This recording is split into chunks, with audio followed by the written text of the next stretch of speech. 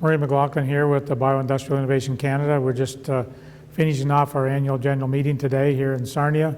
Had a number of excellent speakers, some that were more of the training type people talking about lean technologies, and then some of our key corporations talking around where they're at and their progress toward commercialization. Companies like BioAmber, solutions for CO2, they certainly focused on where they're at and where they're going to, as well as ecosynthetics. And all of those companies are progressing in their own way and their own steps toward that commercial opportunity, and it's just great to see the progress.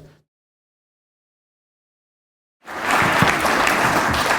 thank you, Murray, and thank you to the BIC for inviting us here today. I think we'll talk a little more about this, but it really is an exceptional organization.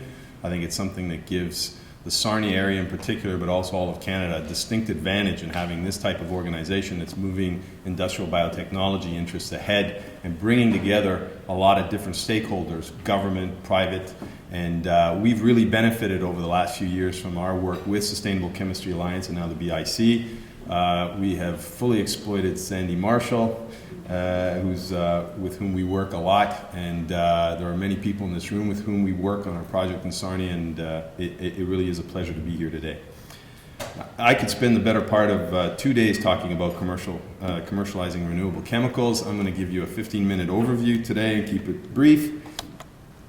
For those of you who don't know BioAmber, we are an industrial biotechnology company, but we're primarily a company that makes renewable chemicals. So we make exactly the same chemicals that you can make from the petroleum route, only we use sugars and CO2 as our feedstock instead of naphtha. We can do it cheaper and cleaner than the petrochemical route, and that's a key aspect of our business model and our value proposition. But we don't try to do everything in a fermenter. There's a lot of companies that fall in love with technology, with genomics, with synthetic biology, lots of buzzwords. They want to do everything in a cell and in a fermenter. The chemical industry's been around for over 100 years. They do a lot of things very, very well, better than you can ever do in a fermenter. So what we look to do is to combine where industrial biotechnology can offer a plus, use a renewable feedstock, but then we place a lot of emphasis on taking a building block chemical like succinic acid and using conventional catalytic approaches to convert that building block into other building blocks that can be used in a variety of applications. Yes, today ecosynthetics has had significant penetration into the coated paper and paperboard market.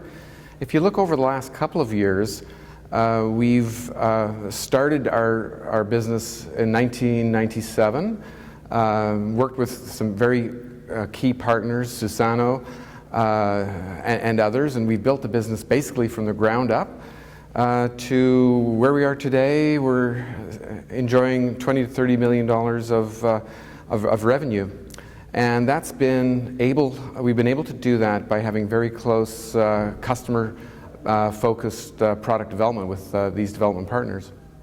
Well, some of the biggest challenges that we have faced is that we are really introducing a brand new product category of biopolymer materials.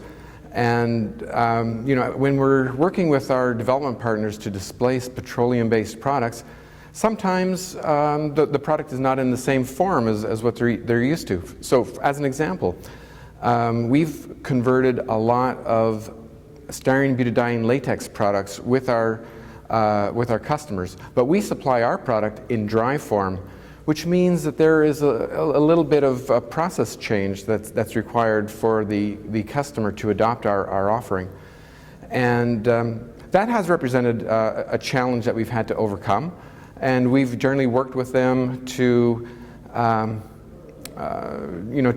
the right kind of processing infrastructure put in place to enable them to use our product in its different form from what they're conventionally used to.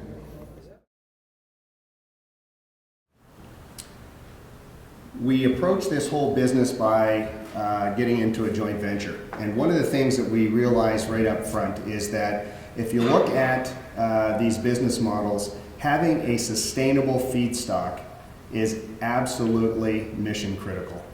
Take a look at building a business model when you're subject to the spot price of corn.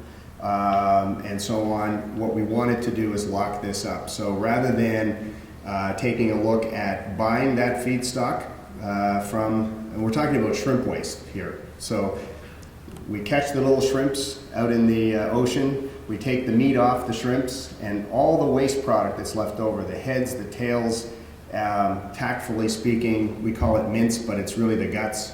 All of that goes into this process, and out of this we extract this high phospholipid, high omega-3, high astaxanthin enriched oil. And why is that relevant? Because if you're familiar with krill, you see krill now on the shelves in most drugstores. It's the fact that the astaxanthin and the omega-3 are more bioavailable to your body because they're fat soluble, not water soluble. So a lot of the drugs that you're taking today, if you're taking them without fat, you're probably only assimilating 25% of the actual effectiveness into your body. So this phospholipid is a delivery mechanism. It's a carrier that you can actually put these other compounds, health and wellness compounds, into your body. Today's meeting, we had about 80 people from across Canada and in to listen to the presentations and learn a bit more about what's happening here in Sarnia around the bioindustrial cluster. And it's an exciting time because things are happening. We are seeing 3 companies now in the pilot facility at the research park, and they all got an opportunity to present today as well and give people a bit of an upgrade on where they're at and their progress toward commercialization. And for Bioindustrial Innovation Centre, it's really a flagship day, I guess, as well. We had our board meeting yesterday, and during that board meeting we voted to upgrade ourselves and look at ourselves from a national perspective, and because of that we've changed our name, or voted to change our name now to the Bioindustrial Innovation Canada. So it gives us a chance to be looking across the country. There's a lot of interest in what we've been doing here in Sarnia and building this cluster, and there's a lot of other regions that would like to see support and building clusters as well. They come to us because they say, well, we need to learn from you of what you've been doing and from you as BIC, and how can we access your expertise or your group's expertise on what we're doing. So we've been, and within that we were looking at bringing the BIC and SCA closer together.